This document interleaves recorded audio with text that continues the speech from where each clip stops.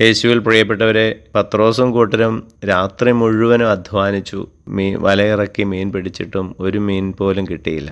എന്നാൽ ഈശോയുടെ വാക്കനുസരിച്ച് ആഴത്തിലേക്ക് നീക്കി വലയിറക്കിയപ്പോൾ വല കീറിപ്പോകുമാറ് മത്സ്യങ്ങളാണ് അവർക്ക് കിട്ടിയത്.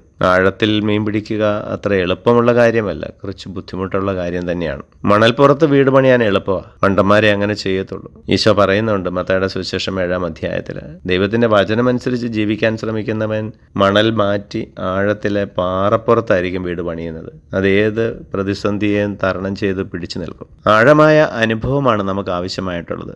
ആഴമായ പ്രാർത്ഥനാ ജീവിതം, ആഴമായ വിശ്വാസം എല്ലാം ആഴത്തിലുള്ളതായിരിക്കണം. തൊലിപ്പുറമേയുള്ള തൊട്ടാൽ തെറിച്ചു പോകുന്ന തരത്തിലുള്ള വിശ്വാസവുമായി അനുഭവമായി നമ്മൾ ഈ ഭൂമിയിൽ ജീവിച്ചാൽ ഏത് നിമിഷവും നമ്മൾ തകർന്ന് തരിപ്പണമാകും. ഞങ്ങളുടെ രക്ഷകനും നാഥനുമായ ഈശോയെ, ഞങ്ങളെ അനുഗ്രഹിക്കുമാറാകണമേ, ഇപ്പോഴും എപ്പോഴും എന്നേക്കും. ആമേൻ.